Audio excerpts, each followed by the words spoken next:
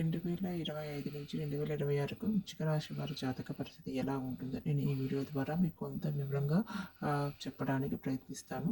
Please మీరు మొదటిగా నా ఛానల్ చూసినందుకు సబ్స్క్రైబ్ చేసుకోవాలని అందరినీ మనస్ఫూర్తిగా కోరుకుంటున్నాను. 2025 సంవత్సరంలో వృశ్చిక రాశి వారికి ఆదాయం 2, వ్యయం 14, రాజపూజ్యం 5, అవమానం 2. ఇక్కడ ఆదాయం తక్కువగా ఉండవలసినది మీరు బాధపడాల్సిన అవసరం లేదు. ఎందుకంటే అర్ధాష్టమ శని అనేది ఈ సంవత్సరంలో మీకు ముగిసిపోతుంది. కానీ వీరి అదృష్టపడి ఏంటంటే బృహస్పతి కరెక్ట్ టైంలో 7వ స్థానంలో ఉండటం వల్ల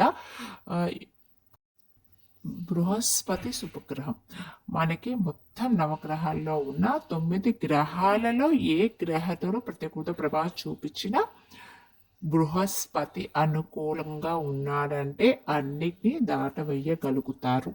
అర్ధాష్టమన స్వభావం ప్రభావం జరుగుతూ ఉన్న బృహస్పతి వృశ్చిక రాశి వారిని ఇప్పటి వరకు కాపాడుతూ వస్తున్నారు.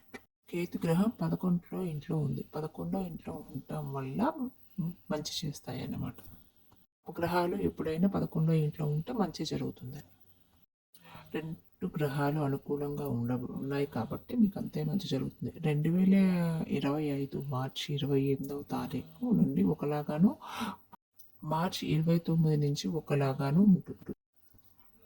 మే 15 తారీఖు మీకు ఒకలాగా ఉంటుంది. అంటే మార్చి 28 నుంచి మే 15 వరకు ఒకలాగాను, మే 15 నుంచి తర్వాత ఇంకొకలాగాను ఉంటుంది. మార్చి 28 శని ప్రభావం ఉండటం వల్ల మీ పనుల్లో కొంచెం ఆటంకాలు ఏర్పడతాయి. అష్టమ శని వల్ల ముఖ్యంగా మోకాళ్ళ నొప్పులు కానీ, ఆడవాళ్ళకి వృద్ధాప్యములు ప్రాబ్లమ్స్ కానీ, థైరాయిడ్ ప్రాబ్లమ్స్, బీపీ ప్రాబ్లమ్స్ ఎక్కువగా ఎఫెక్ట్ చూపిస్తూ ఉంటాయి. ఆఫ్టర్ మార్చి 20 తర్వాత నుంచి మీ లైఫ్ అనేది చాలా బాగుంటుంది. తర్వాత నుంచి చాలా బాగుంటుందండి. మీ సంసార జీవితంలో మీ భర్తలు, మీ పిల్లలు కూడా చక్కగా మీ మాటను వేస్తారు. అత్తమామలు కూడా మీతో అనుకూలంగా ప్రవర్తిస్తారు. ఉద్యోగస్తులు ఇంక్రిమెంట్లు, శుభవార్తలు ఉంటారు. కొత్త ఉద్యోగాలు ప్రయత్నించే వాళ్ళకి ఈ సమయం మీకు చాలా శుభప్రదంగా ఉంటుంది.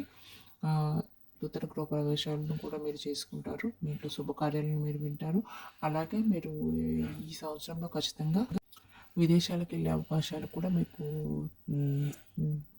మార్చి 20 తర్వాత నుంచి మీకు కొత్త అవకాశాలు, విదేశీ ప్రయాణాలు కూడా జరుగుతుంటాయి. మీరు ఆరోగ్య పట్లంగా అండ్ మీ ఖర్చుల విషయంలో కొంచెం జాగ్రత్త పడుతూ మీరు కొంచెం జాగ్రత్తగా ఉండాలని వృశ్చిక రాశి వారిని కోరుకుంటున్నాము. మీ జాతక లోపాలు తొలగిపోవడానికి శివారాధన, దుర్గా ఆరాధన, సంకటహార గణేశుడి స్తోత్రం చదువుకుంటూ ఉండాలని, మేము చెప్పిన పరిష్కారాలు మీరు పాటించడం వల్ల మీకు ఇంకా త్వరగా మీకు సఫలీకృతాలు, మంచి విజయాలు చేకూరుతాయని కోరుకుంటున్నాను. Thank you for watching. మీరైతే మొదటిసారిగా చూస్తున్నది నా సబ్స్క్రైబ్ చేసుకోవాలని కోరుకుంటున్నాను. థ్యాంక్ యూ అండి.